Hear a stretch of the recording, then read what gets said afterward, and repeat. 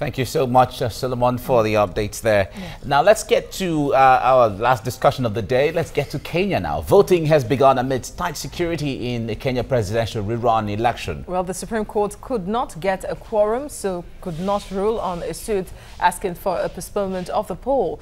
Kenya's President Uhuru Kenyatta, who is seeking a second term, has urged people to vote and remain peaceful. Opposition leader Raila Odinga, who was pulled out of the election rerun, has called on his supporters to boycott it, and they are. Now, but in what seemed like a new twist to the matter, a High Court on Thursday declared the appointment of returning officers and their deputies by the Electoral Commission as illegal and irregular. Well, Justice George Odunga said the Electoral Commission failed to follow the law in hiring the officials.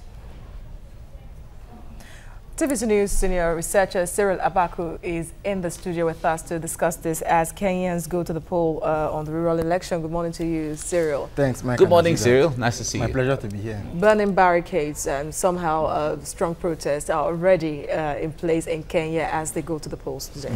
Yes. What I would personally suggest is that what is happening in the name of an election this morning or today should go on, but should only act as a facade, as some kind of ritual that will be a covering for a political solution. Because what we are seeing now is just the precursor, the prelude to something more sinister that is likely to burst.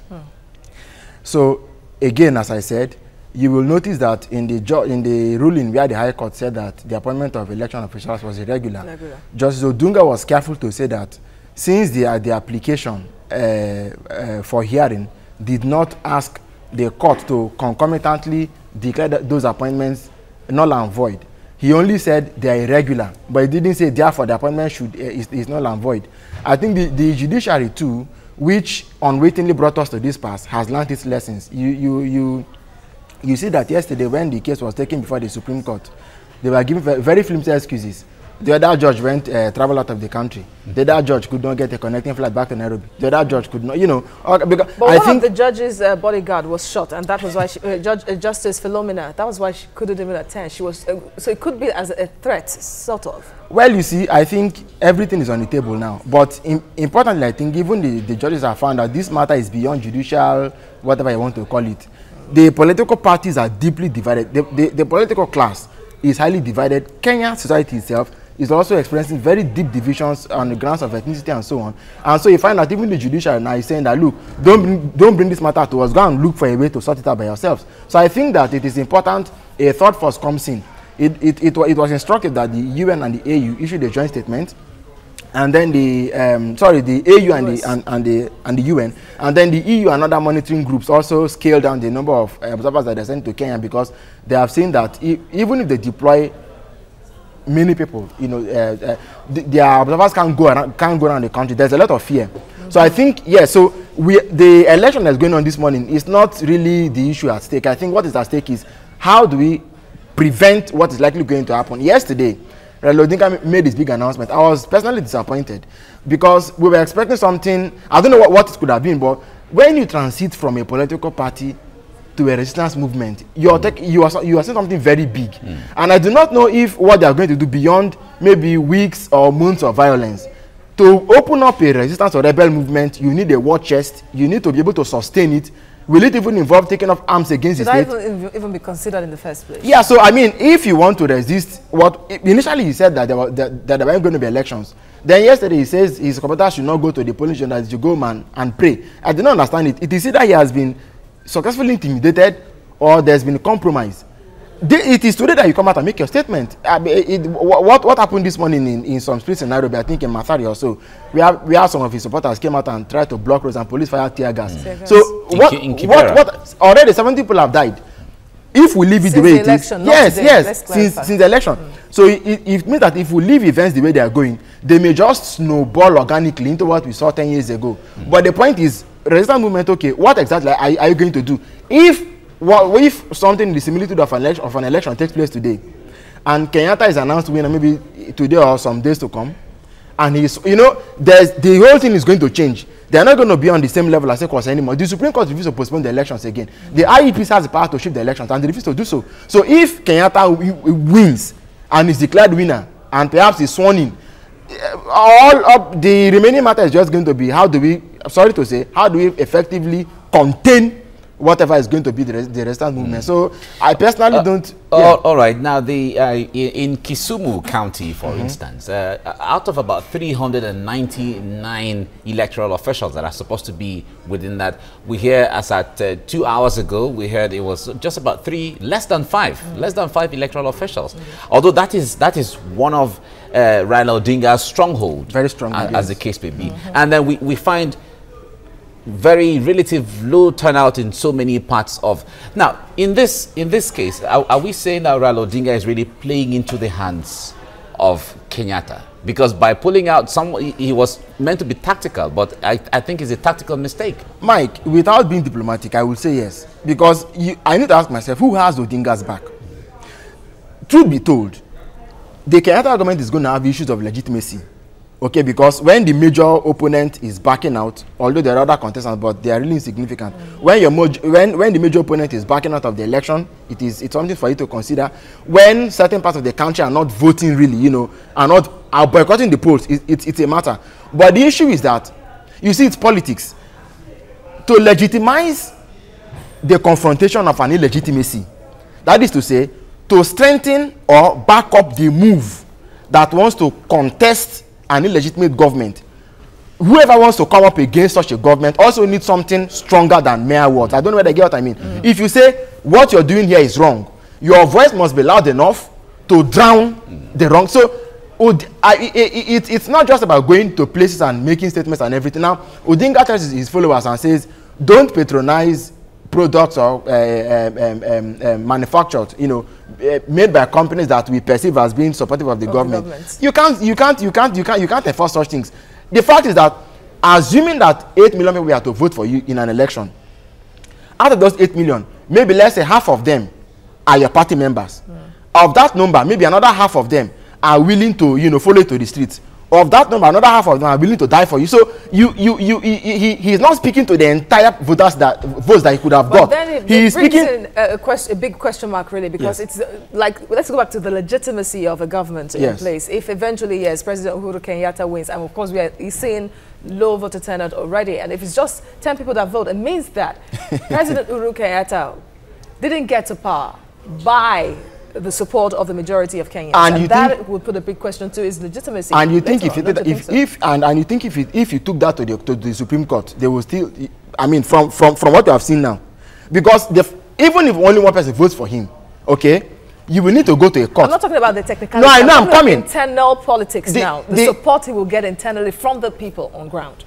If you look at democracy in many parts of the world. From the visuals we have there, President Uhuru Kenyatta is out to cast his ballot right now. Yes. And earlier we had Deputy President William Ruto cast his ballot earlier. And right now is President Uhuru Kenyatta casting his ballot. And there seems to be very tight security where he is doing that. And a massive turnout, because that is his own home country.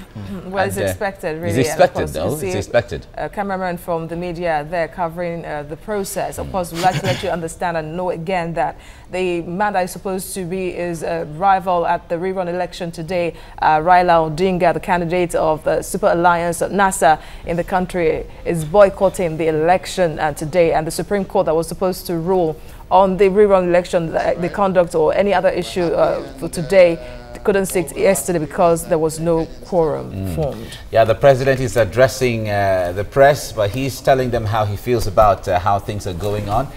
We were expecting from the Supreme Court to come out with a resolution, whether the election will go ahead or not, but by not sitting, it means that the election was supposed to go ahead because it was fixed for 26th of October, and that is today, and the election is going on as scheduled. Anything that makes the election not to hold today will amount to high level of illegitimacy after now, and that will create a very constitutional crisis. Yes, a caretaker government, as a matter of fact. In fact, what we have, you know, the 2010 constitution did not particularly foresee what is happening now. Some people even went to court to say, interpret what you mean by fresh elections. A lot of things are at stake, and the judiciary, you know, has already taken the back seat. Let's listen to the president, President Kenyatta. He's addressing the press now. Let's listen to what he's saying. And I am appealing to Kenyans to please allow each and every one of us to exercise our right. It has been a protracted season, politically speaking. Do you think today, the 26th of October, will put to rest all matters, elections, and maybe allow the... That is my hope, that is my wish, that the country can move forward after this day. And yesterday, Mr. President, in the international community, there was a concern. Kenya is regarded as an important player in this region, particularly for peace and stability of the region. Problems in Sudan, Burundi is not so stable, DRC, and Kenya is quite critical. Your message to the international community? My message is that Kenya is proving that our democracy is maturing. Not only maturing, it has matured. Kenya has proved that it is able to go through presidential and electoral nullification, accepted, and given Kenyans another opportunity to get back to the ballot and once again decide on who their leader shall be. Our institutions are maturing, and I believe that that is the path that all of us on the African continent should... All right, President Uhuru Kenyatta addressing the press there where he cast his ballot. Now, what will be the scenario that will play out today from what you are seeing and what you've been following in the country? Well, if Odinga does not send another signal, another underhand signal, I would say, if what he said yesterday was anything to go by, then voting will take place, okay? At best, his supporters are going to stay away. They're going to boycott the elections. And then it sails through. Kenyatta perhaps is declared winner. No, but the question is about will it be a peaceful boycott of the election or erratic? Because we are already getting reports of roadblocks being put in place, mobile policemen being forced to use tear gas on some people already. So will it be peaceful throughout today? That is the big question and the fear of many. No, I think if what happened in the days preceding today had continued on the scale that it was going, by now some places would really have been on fire. Of course, they burn fires in some parts of Odinga's strongholds. It's just to say, don't come here. What they're saying is, in our own strongholds, in our own counties, don't hold the elections. We're not support of it.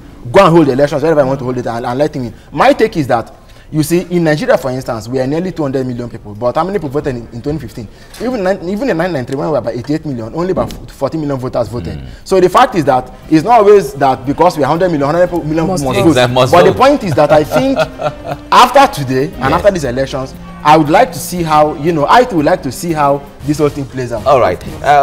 Cyril Abaku, thank you very much for coming on the program. We certainly will be following up. And we were bringing you updates from Kenya, all parts of Kenya, on the election today. There's been large turnout in some counties, and then there are other counties that are loyal to Raila Odinga. That's very low turnout. But we'll be following and letting you know what is going on and how things are panning out in the Rerun election in Kenya. This is where we round off the show now. Thanks for being there. I am Mike Okwoche. And I am Azizat Olalua. Stay tuned to TVC News channel for more updates on the Kenya Rerun election as they unfold today. Thank you for watching. We'll leave you with a better forecast. Bye for now.